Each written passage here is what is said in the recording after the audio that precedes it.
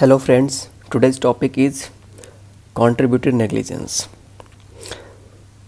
Come to the contributory negligence. What is the contributory negligence?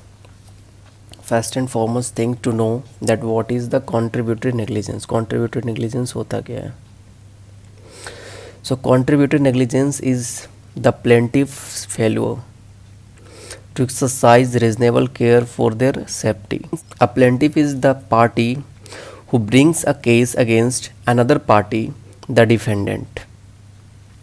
Contributory negligence can bar recovery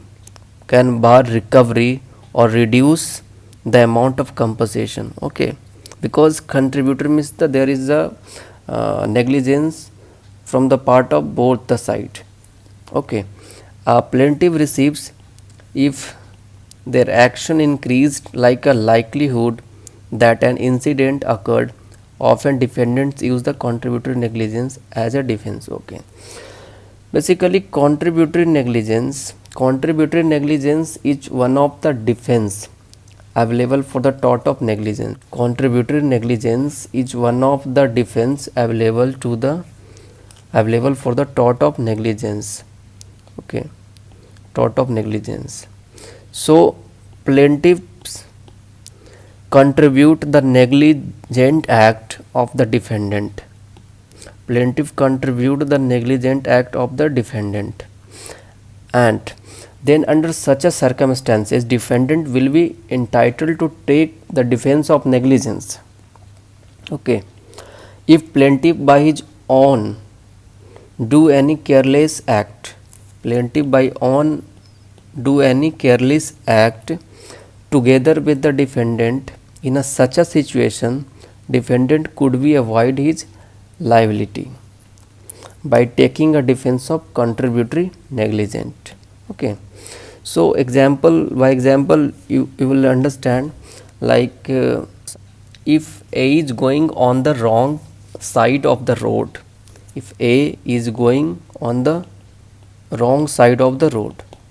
okay, is hit by the vehicle coming from the opposite side. Vehicle is coming from the opposite side and A is going wrong side of the road, and vehicle is coming from the opposite directions and driven rashly by B के द्वारा, by the side of B it was driven rashly. So A can be met with the defense of the contributory negligence on his part. तो ये contributory negligence होता है. So this is the contributory negligence, and there is a wrong from the both the party, plaintiff and the defendant. There is the wrong from the both the side, so they contribute the negligence.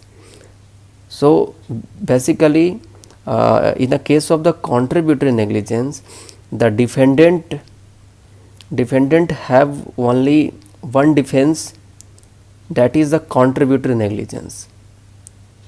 If the contributory negligence will be proven, then defendant have the remedy, and defendant can exempt from the liability, from the compensation. Now come to the some key points on contributory negligence.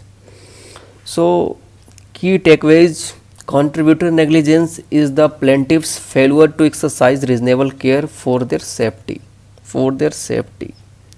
It's like a plaintiff failure to the exercise reasonable care. Reasonable care is a very prominent thing in the case of contributory negligence. If the plaintiff fails to perform the reasonable care, so this is where the contributory negligence happens. So contributory negligence, come to the second point.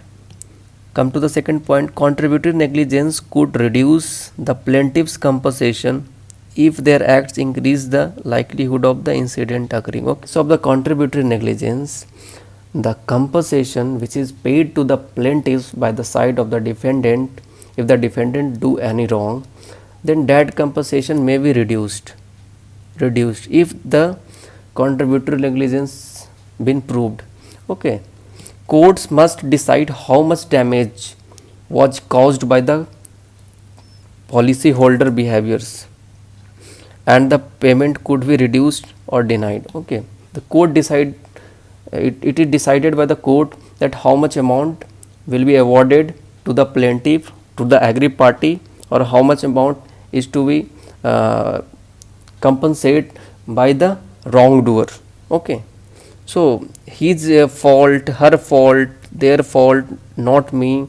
So this is the explanation of the contributory negligence. So come to the case law. Contributory negligence, explaining the concept of contributory negligence, the Supreme Court in Municipal Corporation of the Greater Bombay versus Lakshman Iyer observed very prominent explanation which is given by the para which is given by the Supreme Court of India. So come to the explanation. Where an accident is due to negligence of the both the parties, if the accident happens by the negligence by the both the parties, substantially काफ़ी हद तक there would be a contributory negligence and both would be blamed. Okay, if there is a negligence from the both the side, then both will be liable. In a case of contributory negligence, the crucial question on which liability depends would be whether either party could be exercise of a reasonable care, have avoided the consequence of other negligence. First and foremost thing is that if you avoided the reasonable care, that is the side of the plaintiff, the side of the plaintiff have their own reasonable care. If they avoid reasonable care, so it can amount to reduce the compensation which is awarded to the plaintiff. So then it will, if the case will fall under the contributory negligence. So whichever party could have avoided the consequence of others negligence would be liable for the accident. If there is on which the liability depends, like exercise reasonable care, and first thing, and second one, have avoided the consequence of others negligence. Who avoid negligence? Avoid party liable for the accident. Okay, avoid party liable for the accident. Who the party who avoid the are liable for the accident. Okay, if a person's negligent act or omission was the proximate and immediate cause of death. Okay, the fact that the person suffering injury was himself negligent and also contributed to the accident or other circumstances by which the injury was caused would not afford defense to the other. Contributory negligence is applicable solely to the conduct of the plaintiff. This is the defense in which the defendant has to prove the plaintiff. This is the defense in which the defendant has to prove that the plaintiff failed to take reasonable care of his own safety, and that was contributing factor to the harm ultimately suffered by the plaintiff. Okay, so come to the next case. Next case is Rural Transport Service versus Vazilum BV. The conductor of an overcrowded bus invited passengers to travel on the roof of the bus. Suppose that this is the bus and the conductor allowed to travel on the roof of the bus to their own passengers. Okay, the driver ignored the fact that there was a passengers on the roof and tried to overtake a cart. Okay, there was a cart moving and driver tried to overtake the cart. As he swerved the bus on the right for the purpose and went on the कच्चा road. That means swerved means it's like changes the direction. झुक गया, गाड़ी एक तरीके से झुक गई. Bus is swayed from his own track. That means the bus is swayed from his own track. Okay, and moved to the कच्चा road. A passenger sitting on the roof was hit by the branch of the tree. The passenger who were sitting on the top of the bus, they were injured by the branch of the tree when the bus collide with the tree on the rooftop. Okay, he fell down received severe injuries and then died. It was held that both the driver and the conductor were negligent towards the passengers who were invited to sit on the roof. Okay, and it was held that both driver as well as conductor were negligent towards the passenger who were invited to sit on the roof. So there was also contributory negligence on the part of the passengers, including the deceased who took the risk traveling on the roof of the bus.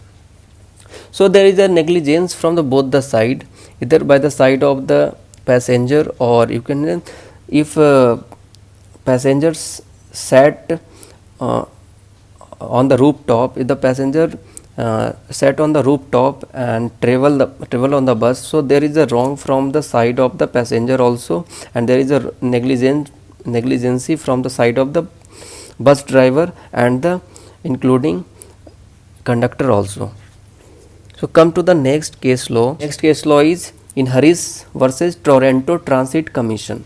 In this, the Supreme Court of the Canada has held that if a boy sitting in a bus projected his arm outside the bus, see in the picture, projected his arm outside the bus. Okay, so the Supreme Court of the Canada has held like outside the bus, in spite of warning, and is injured, he is guilty of contributory negligence. He is guilty of the contributory negligence. If anything happens to the passengers of the bus, then the both is liable. Okay, the same case is in a similar situation in India also, where Mitra versus Madhya Pradesh State Road Transport Corporation, where I am going to read this from the book, where the plaintiff was traveling in a bus. The plaintiff was traveling in a bus, resting her elbow on a window sill. The bus at the time was moving on a highway. She was injured when hit by a truck which was coming from the opposite direction. When sued for the injury, the defendant took the plea that the act of resting elbow on the window sill was an act of contributory negligence. The Madhya Pradesh High Court did not allow this defense. It was held that as she acted like a reasonable passenger while the bus was moving on the highway, she was entitled to claim compensation. So it was observed, it is clear that the plaintiff could not be held to be guilty of contributory negligence in the circumstances of the case. It is true that in crowded streets of a big towns, the passengers who are adults are expected to keep their limbs within the carriage, and contributory negligence may be inferred in a certain circumstances if they fail to take these safety measures. But here we are dealing with the case where the plaintiff was injured while the bus was moving on a highway outside the limits of the town. In such a case, even a man of ordinary prudence would rest his elbow on the window sill, and he cannot be expected to foresee any harm to himself in doing so. The case. So thank you for the today video. The contributory negligence is one of the defense available for the tort of the negligence, and so where